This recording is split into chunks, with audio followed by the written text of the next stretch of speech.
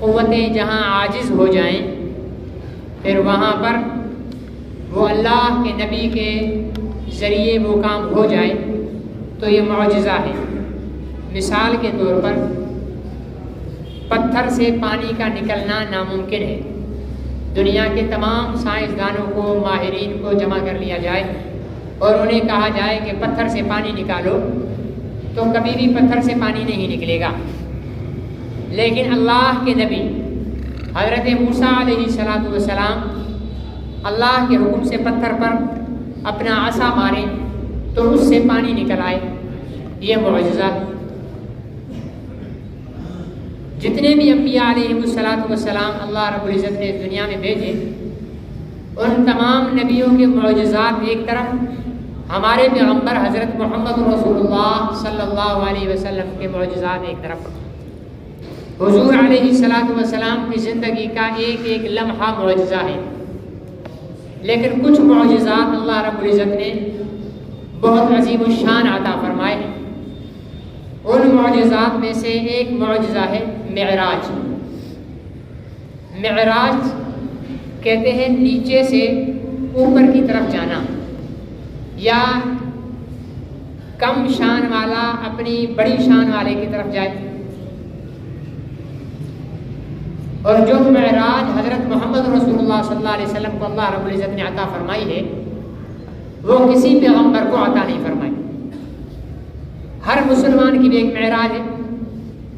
نماز مسلمان کی معراج ہے، یعنی اللہ رب العزت کے ساتھ ملاقات۔ حضرت محمد رسول اللہ صلی اللہ علیہ وسلم کو اللہ تعالیٰ نے جو معراج کرائی، وہ معراج کوئی خواب نہیں تھا، بلکہ ایک حقیقت تھی۔ بعض لوگ انکار کرتے ہیں معراج کا کہ جی تم کہتے ہو کہ حضور علیہ السلام جو ہے وہ آسمانوں پر چلے گئے، ساتوں آسمان و عرش تک پہنچ گئے۔ حالانکہ آسمان اور زمین کے درمیان کئی قسم کی تہ ہیں۔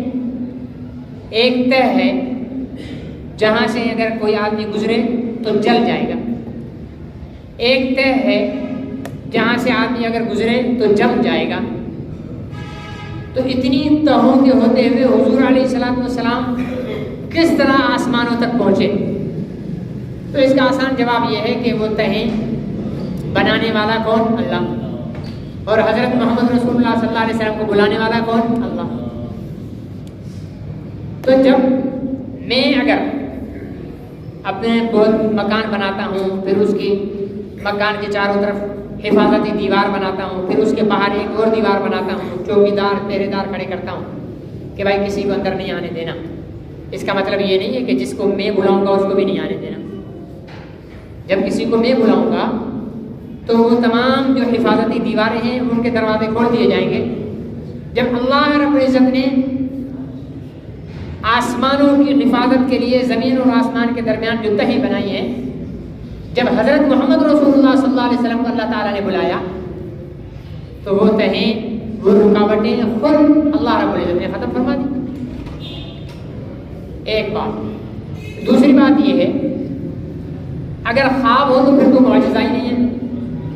خواب میں آدمی بیٹھا ہوا ہے، امریکہ گھوم کے آ گیا، کون سے کمال کی بات ہے؟ خواب میں تو کچھ بھی ہو سکتا ہے۔ خواب میں حج کر لیا تو وہ حاجی تھوڑی کہلائے گا۔ خواب میں اگر کوئی روزہ رکھ لے تو وہ روزے دار تھوڑی کہلائے گا۔ خواب میں روز رات کو رمضان شریف میں خواب میں روزہ رکھ لے، دن کو روزہ نہ رکھے تو وہ روزے دار تھوڑی کہلائے گا۔ خواب الگ چیز۔ معجزے کا مطلب ہی یہ ہے کہ جو حقیقی زندگی میں ہو۔ اب حضور علیہ السلام کا معجزہ کس طرح ہے؟ پہلے مختصر حضور علیہ السلام کے معجزے کی روایت ہم بیان کر لیتے ہیں۔ حضور علیہ السلام آرام فرماتے۔ حضرت جبرائیل علیہ السلام کو اللہ رب العزت نے بھیجا کہ میرے محبوب کو بلا کر لاؤ تاکہ ان سے ملاقات ہو۔ حضرت جبرائیل علیہ السلام جب حضور علیہ السلام کو بلانے کے لیے تشریف لائے تو دیکھا کہ حضور علیہ السلام تو سوئے ہوئے انسان کو اگر کوئی بہت بڑا بارعب اور بزرگ شخصیت ہو تو ہم بھی جب جگانے جائیں گے تو پہلے پریشان ہو جائیں گے کہ کیسے جگائیں، آواز دیں، پیر کو ہلائیں، سر پہ ہاتھ رکھ لیں یا کندھے سے پکڑ کر ہلائیں، کیسے ہلائیں؟ جب حضرت محمد رسول اللہ صلی اللہ علیہ وسلم آرام فرمائے، جبرائیل امین آئے تو حضور علیہ الصلوۃ والسلام کو جب دیکھا کہ سوئے ہوئے ہیں تو اللہ رب العزت نے عرض کیا کہ یا رسول اللہ آپ کے حبیب کو کس طرح جگاؤں؟ تو حضرت جبرائیل کو اللہ رب العزت نے حکم فرمایا کہ میرے محبوب کے پیروں کی تلیوں پر بوسہ دے کر جگاؤ۔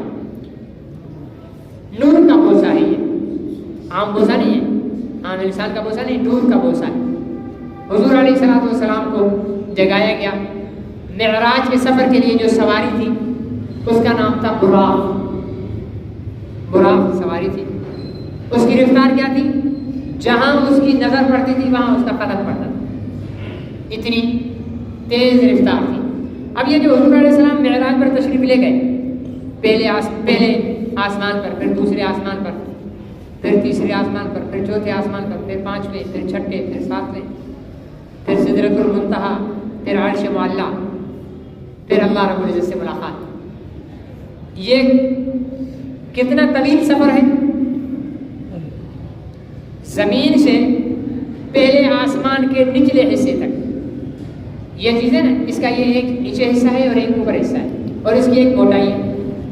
یہ سمجھ لیں کہ چھت ہوتی ہے، 4 انچ کی موٹائی ہوتی ہے اس کی، ایک اس کا حصہ نیچے سے ہوتا ہے، ایک اوپر سے۔ زمین سے پہلے آسمان کے نیچے حصے تک 500 سال کا سفر ہے۔ کتنے سال کا سفر ہے؟ 500 سال کا سفر ہے، زمین سے پہلے آسمان تک۔ پھر پہلے آسمان کی موٹائی، ٹھیک ہے نا، ٹوٹل آپ کرتے جانا۔ پہلے آسمان کی موٹائی 500 سال، کتنے ہو گئے؟ 1000۔ پھر پہلے آسمان کی سطح سے دوسرے آسمان تک 500 سال، کتنے ہو گئے؟ دوسرے آسمان کی موٹائی 500 سال، دوسرے آسمان سے تیسرے آسمان تک 500 سال، گن رہے ہو بھائی؟ 25، ٹھیک ہے نا۔ تیسرے آسمان کی موٹائی 30، پھر تیسرے آسمان سے چوتھے آسمان تک 500 سال، کتنے ہو گئے؟ 33۔ یہ کون سا آسمان ہو گیا؟ چوتھا آسمان کا سطح۔ پھر چوتھے آسمان کی موٹائی کتنے ہو گئے؟ 40۔ پھر چوتھے آسمان سے 5ویں آسمان تک، 5ویں آسمان تک 500 سال، کتنے ہو گئے؟ 45۔ ہاں جی 45 ہو گئے، یہ 5واں آسمان تھا۔ پھر 5ویں آسمان کی سطح، 5ویں آسمان کی سطح سے چھٹے آسمان تک 50، ٹھیک ہے نا جی۔ پھر چھٹے آسمان کی موٹائی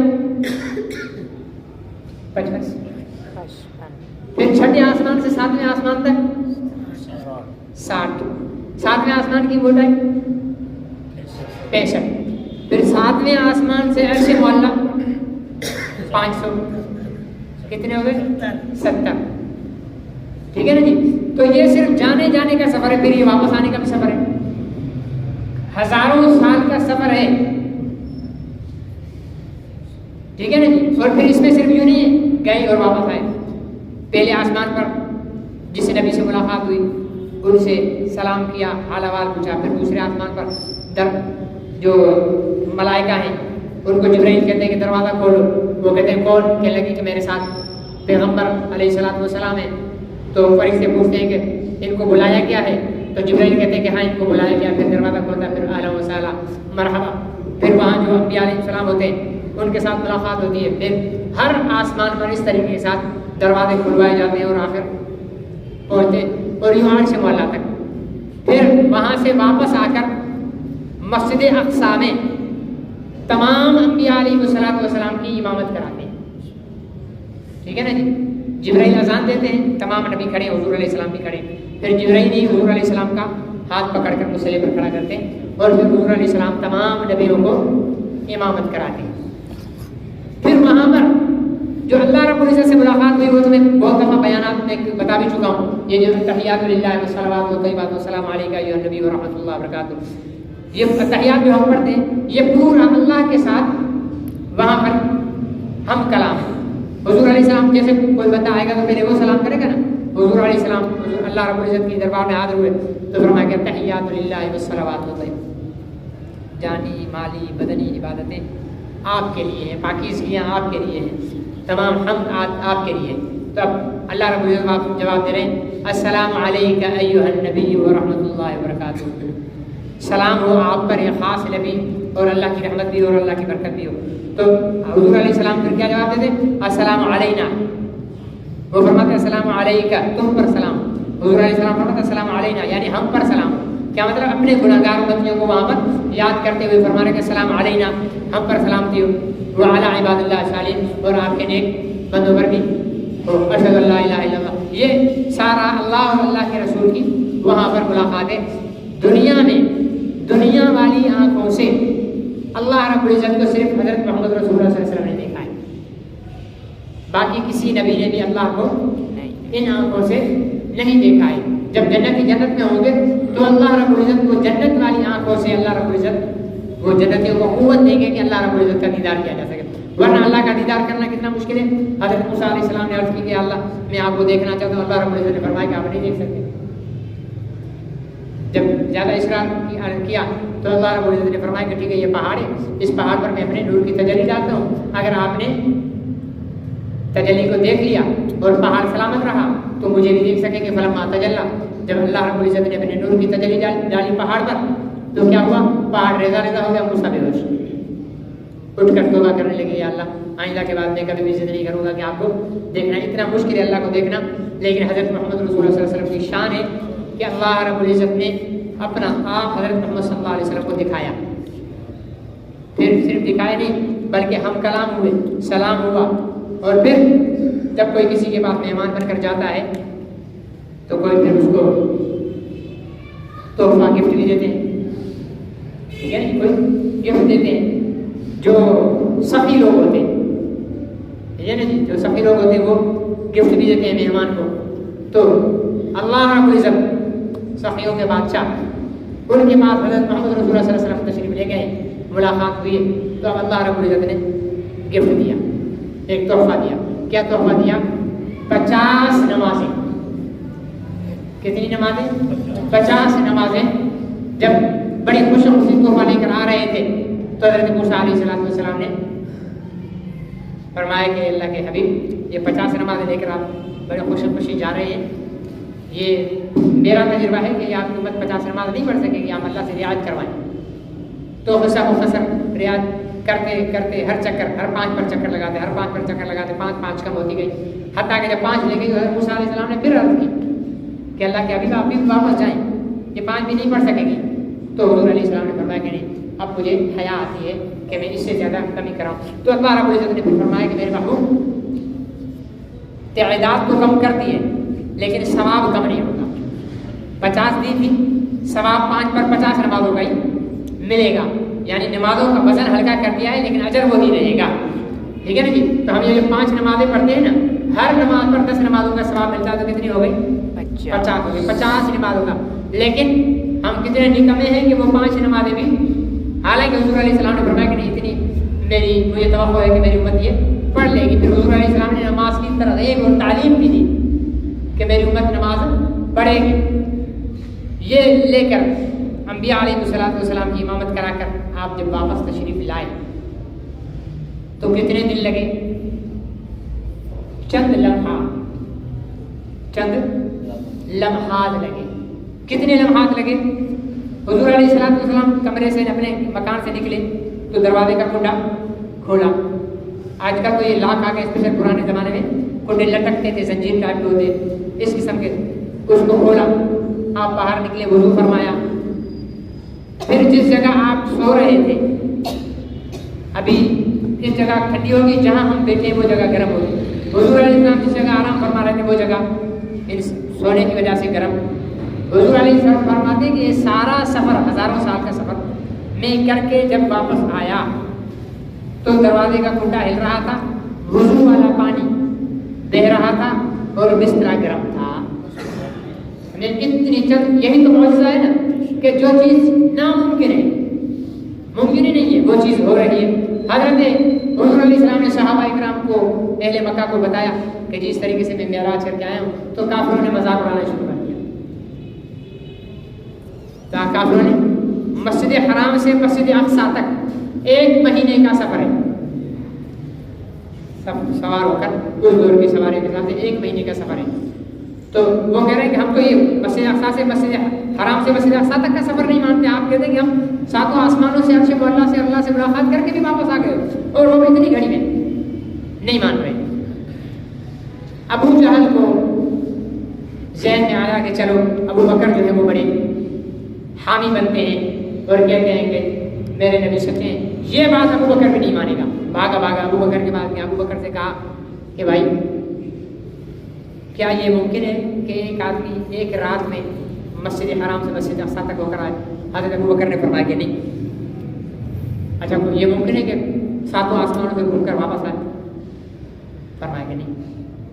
فرمایا کہ وہ کہنے لگا پھر جو تمہارا دوست محمد ہے نا صلی اللہ علیہ وسلم، وہ یہ کہتا ہے کہ میں ایک رات کے اندر، ایک رات میں بھی نہیں، چند لمحات میں مسجد اقصی تک، پھر وہاں سے جو ہے عرش معلیٰ تک ہو کر واپس بھی آ گیا چند لمحات میں. تو حضرت ابو بکر صدیق نے بغیر سوچے کہا کہ یہ تو بہت چھوٹی بات ہے، اگر میرے سردار اس سے بھی بڑی بات کوئی کہیں گے میں اس پر بھی ایمان لے کر آؤں گا. جی میں اس پر بھی ایمان لے کے آؤں گا، میں کبھی شک و شبہت میں نہیں رہوں گا. اچھا 2 باتیں. جب حضور علیہ السلام واپس آ گئے، کافروں نے نہیں مانا، تو حضور علیہ السلام نے، کافر حضور علیہ السلام سے بڑے سوالات کر رہے تھے. حضور علیہ السلام نے فرمایا بھائی میں جب آ رہا تھا تو فلاں جگہ پر ایک قافلہ تھا، ان کی اونٹنی گم ہو گئی تھی، ہم نے آواز لگا کر ان کو اونٹنی کے لیے کہا، اور وہ پرسوں مطلب 2 دن بعد فلاں جگہ مکہ معظمہ میں پہنچنے والا ہے، وہ قافلہ مکے کی طرف آ رہا ہے. اس کی مثال میں آ رہا ہوں حیدرآباد سے کار پر، ٹھیک ہے جی، اور بھائی عبدالقیوم خان ٹونکی صاحب جو یہ آ رہے ہیں سائیکل پر. میں نے ان کو مٹیاری میں دیکھ لیا. مٹیاری سے ٹنڈو آدم 20-25 منٹ، لیکن سائیکل پر زیادہ گھنٹہ 1.5 گھنٹہ لگ سکتا ہے سائیکل پر. میں یہاں پہنچ کر میں نے کہا کہ بھائی عبدالقیوم کو میں نے مٹیاری میں دیکھا ہے، وہ پانی پی رہے تھے، تقریباً 1.5 گھنٹے کے بعد وہ پہنچنے والے، 1.5 گھنٹے کے بعد وہ پہنچنے والے. اب آپ لوگ بڑھ گئے، وہ صاحب اگر 1.5 گھنٹے میں نہیں پہنچے تو آپ جھوٹے. یہ کہنا غلط ہے. کیوں کہ میں نے مسافت کا اندازہ لگا کر وقت بتایا ہے. ہو سکتا ہے کہ بھائی عبدالقیوم گڈیرو لال میں کسی مسجد میں آرام کرنے لگ جائے، 1.5 گھنٹے کے بجائے 4 گھنٹوں میں پہنچے.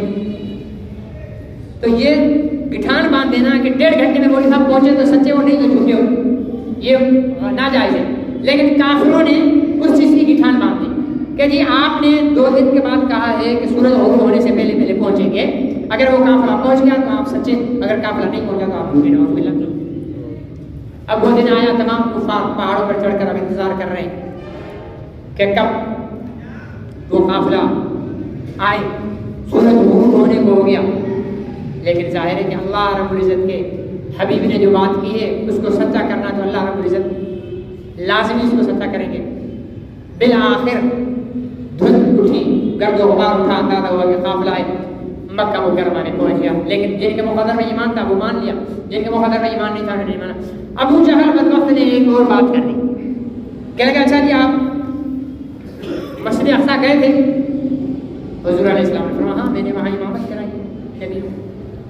اچھا اب مسجد اقصی کے دروازے، کھڑکیاں، پلر بتاؤ کتنے؟ ٹھیک ہے نہیں؟ آپ بھی یہاں پر سالوں سے نماز پڑھ رہے ہیں، ایک سب کے مصلی آپ نہیں بتا سکتے کتنے. ٹھیک ہے نا؟ میں تو ہوش سنبھالا ہے تو اسی مسجد میں نماز پڑھ رہا ہوں، لیکن یہاں اس مسجد کے ایک سب کے مصلیوں کا مجھے پتہ نہیں ہے. پنکھے کتنے مجھے پتہ نہیں ہے، سیور کتنے لگے ہوئے، کیونکہ ہم نماز پڑھنے کے لیے آتے ہیں، قرآن پڑھنے کے لیے آتے ہیں. پنکھے، بتیاں، سیور، پلر گرنے کے لیے نہیں آتے.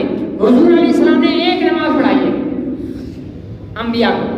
حضور کوئی کھڑکیاں تھوڑی گر رہے تھے، دروازے تھوڑی گر رہے تھے، مصلی تھوڑی گر رہے تھے. اب حضور علیہ السلام فرماتے کہ میں کافروں کے کسی سوال سے اتنا پریشان نہیں ہوا جتنا اس بدبخت کے سوال سے پریشان ہوا. اس نے کہا کہ یہ بتاؤ. چنانچہ اللہ رب العزت نے مسجد اقصیٰ کو یوں حضور علیہ السلام کے سامنے کر دیا کہ اب آپ گنتے جائیں اور بتاتے جائیں کہ دروازے اتنے کھڑکیاں اتنی ہیں. حضور علیہ السلام نے دیکھ کر حالانکہ اس بدبخت نے دیکھی تھوڑی ہوئی لیکن ایک ضد تھی. حضور علیہ السلام جو ہے وہ جب یہ بتایا مقدر پہ ایمان نہیں تھا, ایمان نہیں لایا ایمان. اس کی مٹھیوں میں کنکریاں پڑی ہوئی کلمہ پڑھ رہی ہیں لیکن مقدر میں ایمان نہیں ہے تو نہیں لا سکتے. آنکھوں سے دیکھ رہے ہیں کہ چاند 2 ٹکڑے ہو گیا ہے لیکن مقدر میں ایمان نہیں ہے تو نہیں لاتے. حضور علیہ السلام کا یہ معجزہ بڑے معجزات میں سے ایک معجزہ ہے معراج. اس پر جو عقل سے پیدل لوگ ہوتے ہیں نا وہ مختلف اعتراضات کرتے ہیں, جو کہ میں نے شروع میں بتایا کہ اوپر جانا تو ممکن نہیں ہے. یہ بھائی اوپر جانا میرے لیے آپ کے لیے ممکن نہیں ہے لیکن جسے اللہ رب العزت بلا رہے ہیں اس کے لیے ممکن ہے, کیونکہ اوپر جانے کے اندر جتنی رکاوٹیں بنائی گئی ہیں وہ اللہ کی بنائی ہوئی ہیں اور حضور علیہ السلام کو بلانے والے بھی اللہ ہے. یہ مختصر معراج کا ہم مسلمانوں کو معراج سے ایک سبق ملتا ہے کہ اس معراج کے سفر میں اللہ رب العزت نے جو تحفہ دیا ہم اس تحفے کی قدر کریں. اور وہ تحفہ کیا ہے؟ نماز کی قدر کریں, اس کا اہتمام کریں. حضور علیہ السلام نے پورے سفر میں زانیوں کا انجام دیکھا, جھوٹ بولنے والوں کا انجام دیکھا, غیبت کرنے والوں کا انجام دیکھا, ٹھیک ہے نا جی, اور کتنے تمام تفصیلات ہیں, میں تفصیلات میں نہیں گیا. ہر ایک کیا حالت دیکھی. حضور علیہ السلام کے سامنے شراب اور دودھ پیش کیا گیا. آپ صلی اللہ علیہ وسلم نے دودھ کو نوش فرمایا تو حضرت جبریل نے عرض کیا کہ آپ اگر شراب کے برتن اٹھا لیتے تو آپ کی امت بے انتہا شرابی ہو جاتی. اندازہ لگاؤ کہ حضور نے دودھ اٹھایا تب کتنی امت شرابی بنی ہوئی ہے, کتنے لوگ شرابی ہیں, شراب پیتے ہیں. اگر حضور علیہ السلام کو اٹھا لیتے تو پھر تو پتہ نہیں کیا ہوتا تھا. تو یہ سارے معراج کے سفر کا خلاصہ ایک یہ کہ اللہ رب العزت نے سب سے زیادہ بلند مقام دنیا والوں کو دکھا دیا کہ یہ میرے محبوب ہیں. کس طرح آسمانوں تک لے گیا. یہ امریکہ, جرمنی, برطانیہ یہ کہتے ہیں کہ ہم چاند پہ گئے. ارے بھائی تم چاند پر چلے گئے ہو, یہ چاند ہمارے نبی کے راستے کی دھول تھا, ٹھیک ہے نا. یہ راستے میں چھوڑ کر حضور علیہ السلام گئے. یہ تمہاری کہکشائیں, یہ سیارے, یہ ستارے, یہ چاند, یہ سورج, یہ جتنے بھی فضاؤں میں سیارے نا, یہ سارے میرے آقا کے راستے کی دھول تھے. ان کو اڑاتے ہوئے حضور علیہ السلام آسمانوں پر تشریف لے گئے.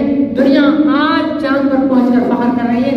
مسلمان اس بات پر فخر کرتا ہے کہ ہمارے پیغمبر 1400 سال پہلے عرش سے ہو کر تشریف لائیں گے. تو میرے عزیز دوست اور محترم بزرگ, ہمیں حضور علیہ السلام کے لائے ہوئے گفٹ, تحفہ جو اللہ کی طرف سے دی ہے نماز, اس کا اہتمام کرنے کی توفیق عطا فرمائے. ہمارے ایک رسم بنی ہے, یہ آج 27 رجب ہے, صبح کو روزہ رکھنا ہے. یہ 27 رجب مشہور روایت ہے کہ اس رات میں معراج ہوئی ہے, کنفرم نہیں ہے.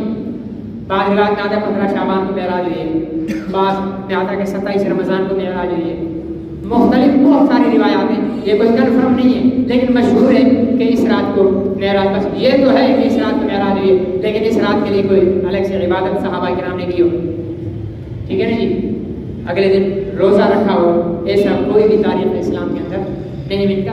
رسمی مسلمان نہ بنے, رسمی مسلمان نہ بنے کہ ایک رسم ہے چلو جی 27 کو جاگ لینا ہے, 27 کو روزہ رکھ لینا ہے, 15 شعبان کو روزہ رکھ لینا ہے اور یہ کر لینا وہ کرنا. رسمی مسلمان نہ بنے. حضور علیہ السلام کے لائے ہوئے پورے دین پر ایمان عمل کریں. آپ روزانہ تہجد پڑھتے ہیں, آج بھی تہجد پڑھ رہے ہیں تو بہت اچھی بات کہ آج کے رات کے لیے کوئی خاص عمل ایسا کچھ بھی نہیں. 15 شعبان کے لیے تو حضور علیہ السلام نے فرمایا, روایات میں آتا ہے کہ جی اس رات کو قیام کرو, اگلے دن کا روزہ رکھو, لیکن اس رات کے لیے 27 رجب کے لیے کچھ بھی نہیں ہے. یہ ہماری اپنی بنائی ہوئی چیزیں ہیں. اللہ رب العزت مجھے آپ کو عمل کی توفیق عطا فرمائے.